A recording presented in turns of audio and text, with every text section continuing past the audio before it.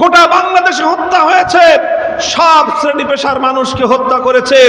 মুসলমান হত্যা হয়েছে, হিন্দু হত্যা হয়েছে, স্কুলের ছাত্র, কলেজের ছাত্র, ইউনিভার্সিটির ছাত্র, মাদ্রাসার ছাত্র, মসজিদের ইমাম, আলেম সমাজ, এমন কোন সমাজের কোন শ্রেণী বা পেশার লোক নেই যারা হাসিনার এই হত্যাকাণ্ডের এবং তার এই হত্যাযজ্ঞের শিকার না হয়েছে। কাজে আজ গোটা বাংলাদেশ ঐক্যবদ্ধ, গোটা বাংলাদেশ আজকে ঐক্যবদ্ধ। শেখ হাসিনার এই নির্বিচার হত্যাকাণ্ডের বিচার বাংলার মাটিতে করতে হবে, তাকে ধরে আনতে হবে। 2009 সালের পিলখানার সেনা কর্মকর্তাদের হত্যার বিচার করতে হবে। 2013 সালের শাপলা চত্বরের বীর শহীদদের হত্যাকাণ্ডের বিচার করতে হবে। 2021 সালের হত্যাকাণ্ডের বিচার করতে হবে। 2024 সালের এই বৈষম্য বিরোধী আন্দোলনের শাহাদাত বরণকারী সহস্রাধিক প্রাণের মূল্য আমাদেরকে আদায় করতে হবে। এই সব বিচারের মাধ্যমে বাংলাদেশ কলঙ্ক মুক্ত হবে। আমরা বলেছিলাম এই ভাস্কর্য নিয়ে বাড়াবাড়ি করার দরকার নাই।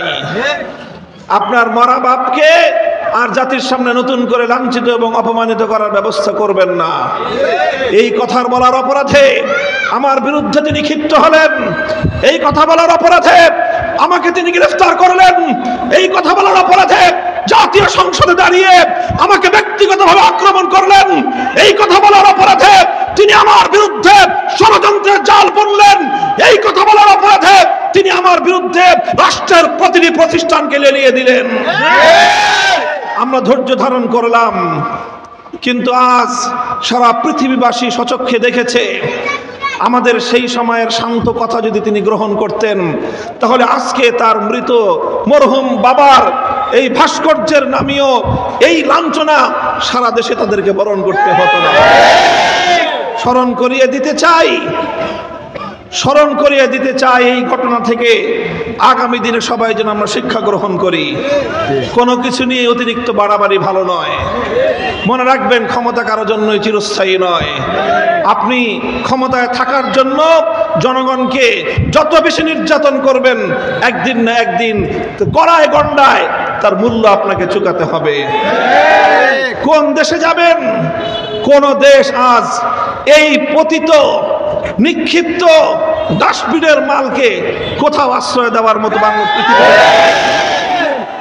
দিল্লিতে নরেন্দ্র মোদী ওনাকে আশ্রয় দিতে চান যদি, সেটা ভারতের আভ্যন্তরীণ ব্যাপার।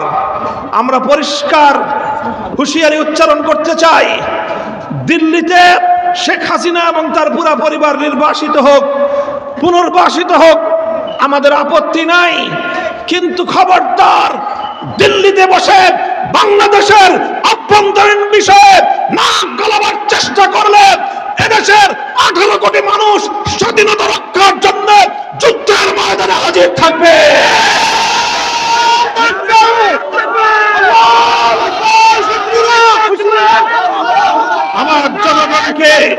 আমার জনগণকে হত্যা করে রক্ত নিয়ে ছিনিমিনি খেলবেন, অনেক সহ্য করা হয়েছে। কোন খুনিকে যদি আশ্রয় দেওয়া হয়, দিল্লির বিরুদ্ধে বাংলাদেশ সব ধরনের আইনানুগ ব্যবস্থা গ্রহণ করবে। অন্তর্বর্তীকালীন সরকারের কাছে আমরা তার স্বনির্বন্ধ অনুরোধ জানিয়ে রাখছি। সংগ্রামী সাথী ও বন্ধুগণ, আপনারা সেই সকাল 7টা থেকে এই মেঘ বৃষ্টি উপেক্ষা করে আমাদের জন্য অপেক্ষা করেছেন। আমি আপনাদেরকে এই জন্যে আন্তরিকভাবে অনাকাঙ্ক্ষিত এই দেরির জন্য দুঃখ প্রকাশ করছি। রাস্তায় অস্বাভাবিক ধরনের যানজটের কারণে আমরা সময় মতোই রওনা হয়েছিলাম, কিন্তু আসলে আমরা চাইলেই সব কিছু সম্ভব না। রাস্তাঘাটের এরকম অচল অবস্থার কারণে আজকে আমাদের উপস্থিতি দেরি হলো। আপনারা এতক্ষণ পর্যন্ত ধৈর্য ধারণ করে অপেক্ষা করেছেন, আপনাদেরকে আমি শুকরিয়া জানাই, অভিনন্দন জানাই, কৃতজ্ঞতা জ্ঞাপন করছি। আল্লাহ আপনাদেরকে উত্তম বিনিময় দান করুন। আবারও আমি এই সকল শহীদানের রুহের মাগফিরাত কামনা করে, বিশেষ করে আমাদের মরহুম শহীদ ইকবাল সাহেব রহমতুল্লাহ আলাইহির রুহের মাগফিরাত কামনা করে আপনাদের সকলকে আগামী দিনের সংগ্রামের শুভেচ্ছা জানিয়ে, সংগ্রামে আহ্বান জানিয়ে বাংলাদেশ খেলাফত মজলিসের পতাকা তলে আপনারা সামিল হয়ে আগামী দিনে খেলাফত প্রতিষ্ঠার সংগ্রামকে সামনের দিকে অগ্রসর করে নিয়ে যাবেন। আর হেফাজতে ইসলামের সঙ্গে আপনারা দলমত নির্বিশেষে অতীতের মতো আগামী দিনেও ঐক্যবদ্ধ থাকবেন ইনশাআল্লাহ, এই আশাবাদ আমি ব্যক্ত করি। রাজি আছেন তো? আল্লাহ পাক রব্বুল আলামিন তৌফিক দান করুন। হেফাজতে ইসলাম ছিল, হেফাজতে ইসলাম আছে, হেফাজতে ইসলাম থাকবে। যারা ইসলামের উপর আঘাত করতে চায় তাদের স্থান ইনশাআল্লাহ বাংলাদেশের মাটিতে হবে না। নাসরুম মিনাল্লাহি ওয়া ফাতহুন করিব। আসসালামু আলাইকুম ওয়া রাহমাতুল্লাহ।